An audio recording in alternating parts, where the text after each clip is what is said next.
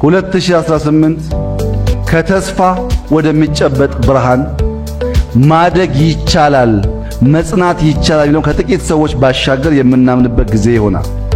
2023 ከሌላ 5 ዓመት በኋላ በአፍሪካ ውስጥ እንደ ኢትዮጵያ ነው ማረስ፣ እንደ ኢትዮጵያ ነው ግሪን ሌጋሲ፣ እንደ ኢትዮጵያ ነው አርባናይዜሽን ይባላል።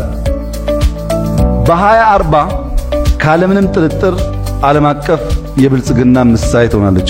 ኮሪያ እንዳልነው፣